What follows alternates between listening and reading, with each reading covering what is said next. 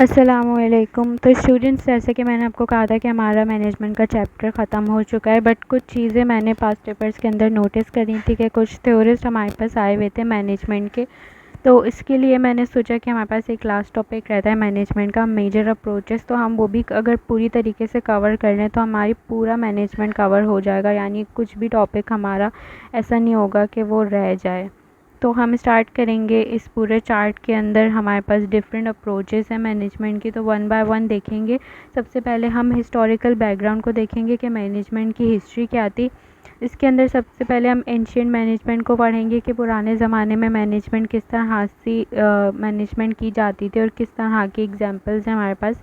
उसके बाद हम देखेंगे कि एडम स्मिथ ने क्या कहा है। फिर इंडस्ट्रियल रेवोल्यूशन को पढ़ेंगे कि हमारी मैनेजमेंट जो है वो किस तरह से चेंज हो गई।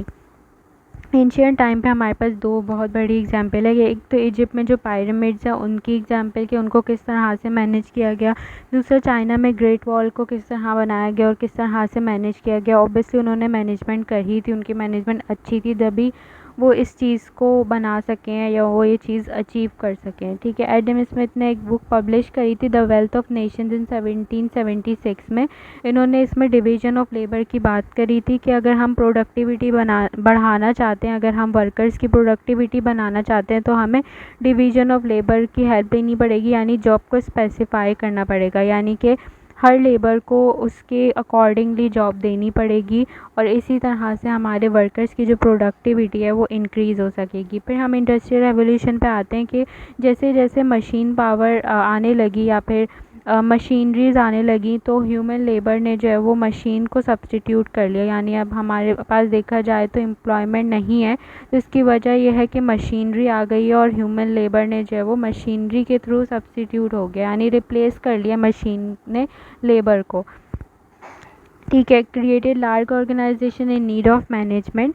अच्छा, इंडस्ट्रियल रेवोल्यूशन के अंदर ये भी एक बेनिफिट हुआ है कि हम लोग जो है वो लार्ज ऑर्गेनाइजेशंस क्रिएट कर सकते हैं और मैनेजमेंट को इस तरह से मैनेज कर सकते हैं कि जैसे हमारे पास बड़ी बड़ी कंपनीज़ होती हैं तो उसके अंदर हम मशीनरीज यूज़ कर सकते हैं।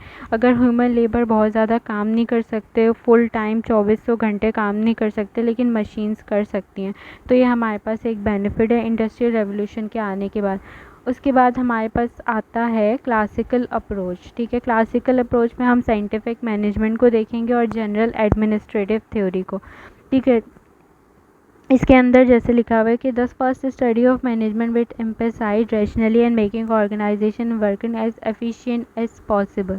तो साइंटिफिक मैनेजमेंट के अंदर हमारे पास क्या आता है, one best way for a job के लिए बात की जाती है कि ये एक अप्रोच है जिसके अंदर साइंटिफिक मेथड इन्वॉल्व है। जैसे one best way, Frederick Taylor ने भी कहा था कि जो सबसे बेस्ट तरीका है जॉब करने का वो हमें इस्तेमाल करना चाहिए, यानी कि सारे तरीके हम नहीं लगा सकते, जो सबसे अच्छा और सबसे ऑथेंटिक तरीका होगा हम उसी को लगाएंगे। ठीक है, जैसे कि फेडरिक टेलर यहाँ पे हमारे पास आ गए हैं, तो उसको हम देखते हैं कि ये हैं कौन और उन्होंने वन बेस्ट वे के बारे में क्या बात करी है। ठीक है, तो ये फादर ऑफ साइंटिफिक मैनेजमेंट भी कहा जाता है इनको। इन्होंने जो है वो principles of scientific management publish किए थे 1911 के अंदर।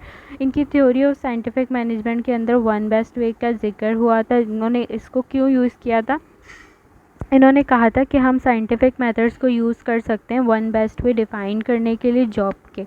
तो इन्होंने क्या कहा था कि जॉब करने के लिए जो है ना अच्छे आदमी को लाना चाहिए, यानी जो जॉब के अकॉर्डिंग चल सके और जो काम कर सके और करेक्ट टूल और इक्विपमेंट का यूज़ करना चाहिए, यानी कि जो सही चीज़ है हमें उसी का यूज़ करना चाहिए, सही मशीनरी को ही यूज़ करना चाहिए। उन्होंने कुछ स्टैंडर्ड मेथड्स सेट किए थे जॉब के लिए और उन्होंने जो है वो इकनॉमी के बारे में भी बात की थी कि जो इकनॉमिकली वर्कर्स को जो है वो अच्छी सैलरी प्रोवाइड की जाए, यानी कि हमारे जो वर्कर्स हैं उनके सैलरी के अंदर कंजूसी ना की जाए। अगर हम उनसे सही तरीके से काम करवा रहे हैं उनको अच्छी चीज़ें प्रोवाइड की जाए, यानी कि जो इक्विपमेंट यूज़ होनी चाहिए उनको दिया जाए और जो भी सैलरी उनकी बनती है उन्हें प्रोवाइड की जाए। तो ये बात करते हैं फेडरिक टेलर।